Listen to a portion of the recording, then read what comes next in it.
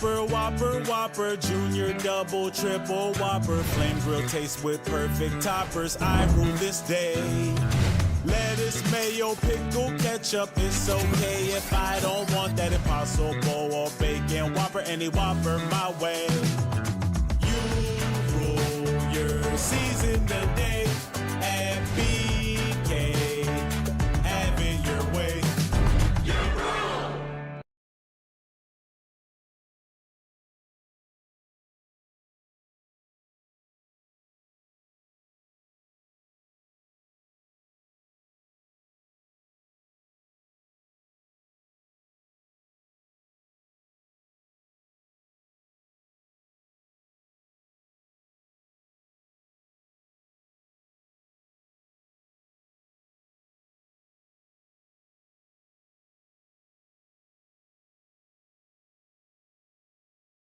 Go for Grubhub.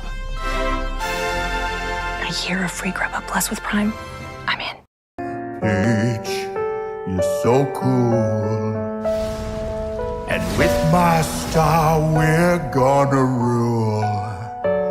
Peach, understand, I'm gonna love you till the very end.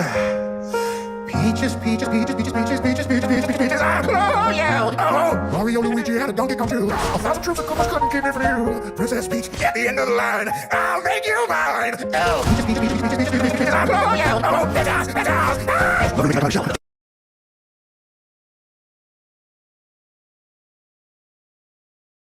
Mario has got to be the most popular video game character of all time. Ever since the initial release of Super Mario Bros. In 1985, he's pretty much been the icon of video games. And Nintendo knows this very well. They've made so many games about him, an entire goddamn section of a theme park, and of course a ton of merch. Since there's been so many products over the years, there's bound to be a treasure trove of cursed ones, and with the impending release of the long-awaited Mario movie, I thought now would be a great time to take a look at the most cursed Mario products I could find. As usual, let's split this into three main sections: toys/miscellaneous, technology, and food. First up, let's take a look at some food.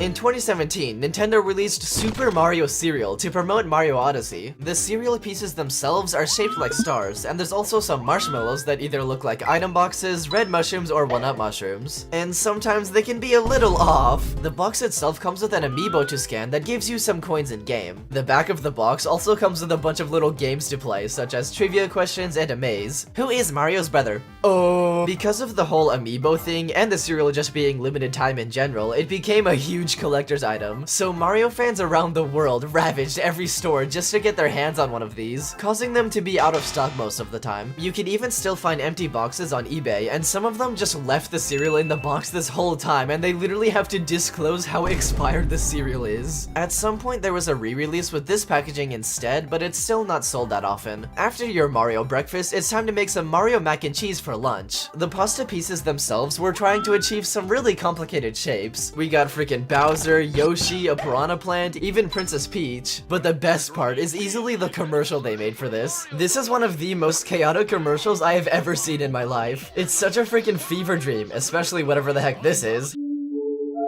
This commercial is a masterpiece, and the people who made it were pretty proud of it too, considering they did a whole ass VFX breakdown for it. But of course, another lunch option is the Mario SpaghettiOs. The shapes are actually really easy to identify, such as the mushroom, Koopa shell, bricks, Mario himself, fire flowers, and Goombas. Moving on to snack time, we also have the classic Mario 3Ds gummies. Sorry, I gotta say it, man. 3Ds nuts! These were just gummies of various Mario characters, as you can see here, but they're sadly no longer in production. Instead, you could get the more modern Mario fruit snacks, which look like this. But going back in time again, there were Mario fruit snacks in the 90s that look like this. The characters they feature here are really oddly specific, like Ninja, Wart, Trouter, Mouser. I literally have never heard of any of these Mario characters, but the most classic Mario food item has got to be the Mario Popsicle. Similar to the other branded popsicles, these were mainly sold in ice cream trucks. They started out all the way in 1988, and they were sadly discontinued in 2003. 1993. What's funny is at first the nose gumball was red, but then they changed it to green for some reason. This is most likely because they just ran out of red gumballs, but I guess they ran out of green too because they eventually just added mystery colored gumball onto the packaging, most likely as an excuse for how often they'd run out of the gumball colors. There's also a lot of Mario themed candies sold throughout the years, such as Bob-omb powder candy, the cursed jelly pops that have really funny looking faces, these mushroom tins with generic candies in them, the Game Boy Advanced container with Mario gummies inside, and the GameCube container with even more Mario gummies. Of course, there were also some really cursed Mario Pez dispensers. Just look at this freaking dude. One that's really interesting to me is the Mario bubblegum discs. Basically, they just reused Mario GameCube game cases, but replaced the disc with bubblegum, and gave it a custom cover art. I couldn't find any pictures of the discs themselves, so here's a picture of a similar product. The best part is that the cases are still fully functional. You can still store GameCube games in them. And finally, the tastiest Mario snack of them all, the Power-Up Vitamin Gummies. It's honestly a pretty creative idea to theme vitamin gummies after specifically the power-ups. Moving on to some Mario toys and miscellaneous items, there are a lot of these things. Over the years, there's been many Mario Happy Meal toys, and every once in a while they make some really obscurely weird gadgets. There's even been a whole new batch of them recently for the Mario movie. In 2004, they made this little Mario Kart gizmo. As you can see here, there's some knobs for you to turn so you can pretend you're Mario Karting, I guess. This other Mario Kart doodad is really freaking cool, so I got one myself to test out. Since it's themed after specifically Mario Kart 64, they made the shape resemble a Nintendo 64 controller, which is pretty cool. The joystick tilts around this little track for a marble to go through, but it kinda sucks, not gonna lie. It always gets stuck and the marble moves way too fast. Overall, I give this thingamajig 6 gizmos out of 10. This next doohickey is actually from Wendy's and was released in 2002. Opening it up, we have a little paper instruction manual, and somehow after over 20 years, the one I got off eBay is in pristine condition. Just look at this thing, it's so aesthetically pleasing. It's supposed to look like a case for Mario Kart Super Circuit on the Game Boy Advance, and on the front we have this knob to turn. As you turn it, some magnets inside make the little carts drive around the track, which is really cool. It's honestly kind of mesmerizing to play with. Not gonna lie, I give this contraption 10 gizmos out of 10. This thing is amazing. Next, we got the Mario Ball Happy Meal toy from 2006, and as you can see, it's just Mario compressed into a ball. Bro is so scrunkly. I love Mario Ball. It's most likely a reference to the Game Boy Advance game called Mario Pinball Land that released 2 years prior in 2004. The game itself is also pretty cursed. This is just an eternal torture chamber for Mario to endure. Speaking of Mario Balls, in 2017, when Mario Kart 8 Deluxe came out, many Target stores turned their signature red balls at the front into giant Mario and Luigi balls. And finally, in 1989, there was this really weird looking Luigi toy. I don't know why, but bro just looks so sus for some reason. Look at him. There's also some more cursed Mario toys that weren't from Happy Meals, like the Mario Soda Slidey Puzzle. This has got to be the most randomly generated item I've ever seen. Who the frick even came up with combining Mario, a soda can, and a slidey puzzle? It's specifically themed after Super Mario World and was released in 1993, and it also comes in purple too. This thing is incredibly rare and obscure. There's not a single place on the internet to even buy one. Going even further back to 1986, we have the Mario Famibots. This was a line of toys in Japan where they turned Famicom game cartridges into this weird Transformer-like action figure. The Mario one is terrifyingly